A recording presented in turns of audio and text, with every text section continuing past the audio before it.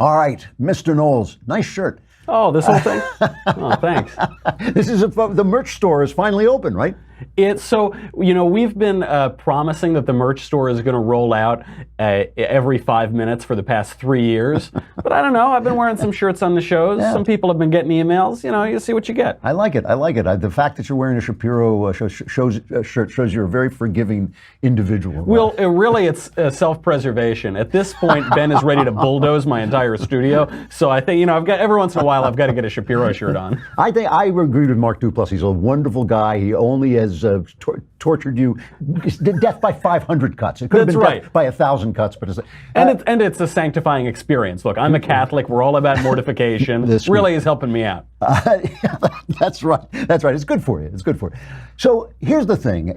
I don't know anything about James Gunn, and I'm not accusing him of anything. I just know that there are an awful lot of jokes about pedophilia flying around Hollywood, and an awful lot of accusations that pedophilia is something kind of a going thing. Am I right? This is the weird thing. I mean, the question of whether James Gunn made jokes, why people went out to get him, whatever, that is sort of a separate cultural issue. Right. Nevertheless, and totally regardless of that issue, pedophilia is a huge problem in Hollywood. There is a conspiracy, the witches are real, and it's being covered up. Yep. And it's been covered up for decades. And this is a little weird thing. I guess the jokes are kind of a way into this. After this all came out, now it's a tit for tat of you told worse jokes 15 years ago or this or that. Patton Oswalt, the alleged comedian, came out and he tweeted 10 years ago, this was just dug up again, my dong is super friendly and loves getting rubbed by children, #career-ending Twitter typos. Okay, it's a typo. You meant a dog or that's kind of funny, right? Yeah. Then we found another one that came up. Sarah Silverman, hey, is it considered molestation if the child makes the first move? I'm going to need a quick answer on this. Okay, it's a little more on the nose, whatever. Yeah. Then Michael Ian Black, the guy, that crazy anti-Trump comedian, he's so angry all the time. He says, he tweeted out, this is years ago, I don't like watching iCarly, that's a children's show, with my daughter because there's nobody on that show I want to molest.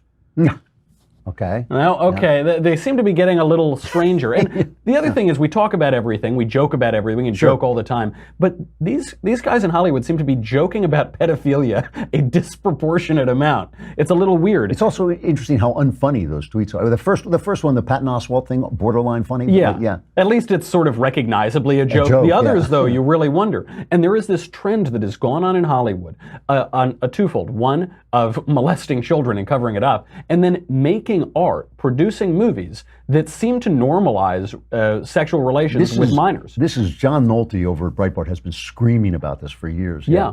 So when you look at those movies, they really all seem to take place in a certain period of time. I actually think Nolte might have had something to do with them stopping this, because this period between 2001, 2006, 2007, you had all of these movies. This is from Nolte's just one article about it. Notes on a Scandal, Birth, Towelhead, The Woodsman, Little Children, Lie. They all made these sympathetic pedophile characters. And then he wrote a long piece in 2008 about The Reader. Do you remember that movie? Yeah, oh yeah, do I ever? Yes, that movie drove me crazy because the woman who's supposed to be the heroine of the movie is A, sleeping with a 15-year-old boy, B, a Nazi, and then when she I'm going to give the end of the movie away, but when Spoilers. She kills herself, you're supposed to kind of shed a tear, and I was like, my God, she's a child molester. Oh no, she's a Nazi. Oh, thank heaven she's dead. That to me was the plot of the movie. It's a comedy. Yeah, it's a comedy. Ending. Exactly. Yeah. All's well that ends well. Yeah. So there's that aspect of it, and then what's really weird. There have been a ton of pedophiles in Hollywood. Charged, convicted, and they start working again. What's really weird is they get brought back into it. Yep. People all the time, they focus on the Catholic Church. Hollywood focuses on the Catholic Church. They say the Catholic Church was abusing children. The percentage of Catholic priests who were abusing children is lower than school teachers in the public school system. It was very low, and usually they were dealt with. Not so in Hollywood. Here are just a few examples. You can pull this, just Google it. I mean, you'll get dozens and dozens of examples. Bob Villard. That was the manager of Leonardo DiCaprio and Tobey Maguire when they were children. In 1987, before Leonardo DiCaprio ever started acting, before he became this big manager, Villard was charged with possession of child pornography. The prosecution couldn't prove it, so he went off and got scot-free. In 2001, he was caught with a collection of sexually explicit photos of young boys. Wow. He went to jail, served his time, got out, went right back to managing kids. Hollywood embraced him again. My Lord. Yeah. 2005, he molested a 13-year-old boy who he was courting as a client. The DA in that case said, quote, "That's just what's done. This is all normal in the industry." That's one example. That was the defense of the prosecution said that. No, I'm sorry. That was the prosecution. That was the DA. Yeah. Then there's the case of Bryan Singer. You might have heard this one. This started to make the papers a little. The director of X-Men, of The Usual Suspects. He was accused of assaulting sexually 3 teen boys, a 15-year-old and a 14-year-old, and like pretty violent assaults, giving them drugs, giving them booze, holding them down, forcing them against their will. Other children too. This is all sort of unproven, but there's a lot of clouds around him. He's still successful. And a lot of his friends have been accused by other people of hosting these parties, Hollywood parties with Bryan Singer. There's this guy, Mark Collins Rector. He owns a media company. He was accused of raping a young actor while holding a gun to his head.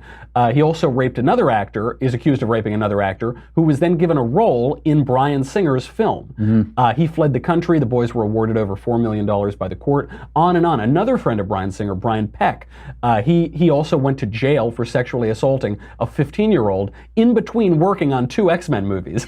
So he actually got a part in a movie after he went to jail for sexually assaulting this kid. And then after that, he was hired back by Disney, by the company that fired James Gunn, with his old job as a dialogue coach on a children's program. More and more. You remember seeing the Coreys, Corey Haim and Corey Feldman. Yep. They talked about their sexual abuse. Corey Feldman mentioned this, and Barbara Walters basically told him to shut up. How dare you make these accusations? She did. I mean, this is the woman who also normalized Fidel Castro. She did tell him to be quiet. He keeps saying, Feldman keeps saying that there's some very big guy who he's afraid to name. I was told once when I asked around about this to shut up, or I would end up in a ditch. I'm told by a friend, not by an enemy. It just said, you don't want to, you will disappear if you actually go after this guy. When I mentioned his name, and I don't have the proof, so I'm not going to slander the guy. But still, this is like an open secret. And when Corey Feldman came out with that stuff, people got nervous. They were scared. Bryan Singer, I have heard openly jokes about dating underage guys. I've heard that secondhand. But still, all these jokes, you think like, well, okay,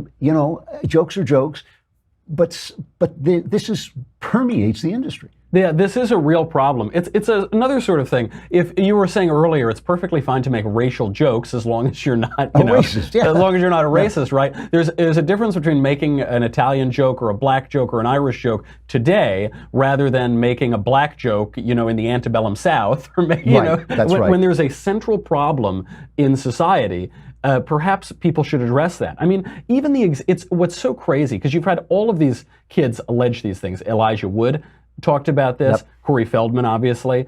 But we haven't even brought up Michael Jackson yet. Yep. We know Michael Jackson gave Coke cans full of wine that he called Jesus juice to children. He regularly slept with multiple children in his bed who he was not related to. We know because investigators found it. He kept a huge stash of porn, as well as a sexual imagery featuring children, S&M, sadomasochism, animal torture, and sacrifice. This is all according to that 2003 investigation. Images of children being tortured, nude children, all of this. He kept photos of Macaulay Culkin, stuffed animals, really crazy stuff. He was accused multiple times of child molestation. What happened? He got off. He was acquitted. Yeah. And so many other people. There was another guy who was accused of, Martin Weiss. He was a manager used by Nickelodeon and Disney as a talent scout. He was accused of sexually assaulting a kid between the ages of 11 and 14. He pled no contest. He was released the day he was sentenced. They said, oh, time served, you're out. And they get to go right back to Hollywood.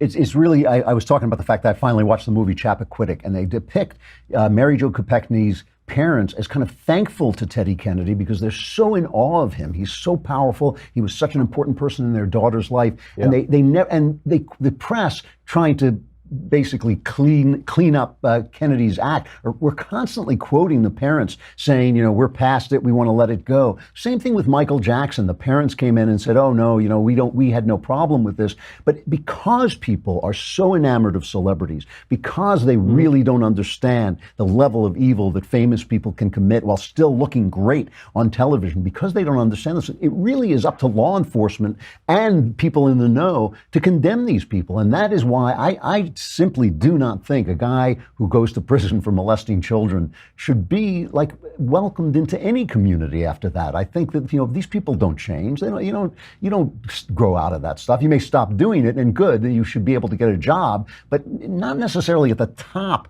of Hollywood, and not necessarily in an industry that really is suspect of having a mafia of people doing this. And by the way, there is example after example of these people who go to jail for molesting children in Hollywood. They get out, they go right back to the industry, they go right back to molesting them again.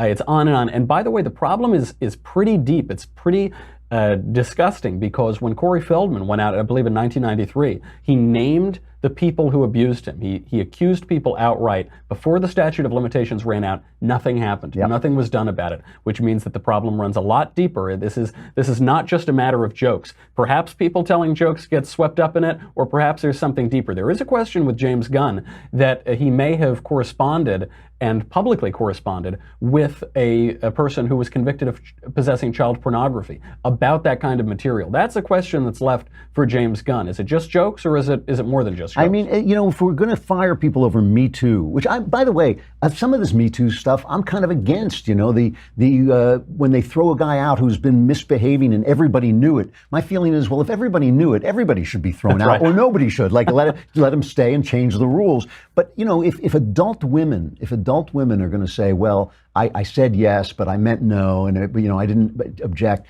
Well, who's going to defend children? I mean, if we're going to stand up for women, which is fine with me, aren't we going to stand up for children too? It is just absurd. It really is. It's an unpleasant topic. I'm sorry you had to deal with it, but I think it is really important that people understand that something is genuinely rotten on this subject in the state of Hollywood. Well, I have to tell you, it is a thoroughly and profoundly unpleasant topic. But you also made me watch South Side with you and Barry that time. Was worse. So, all right.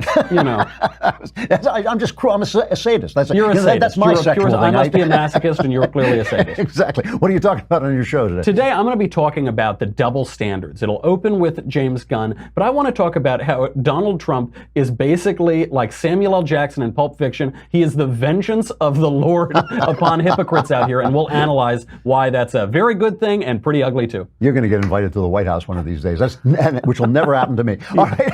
I'll see you later, Knowles. Thanks a lot. See you, Drew.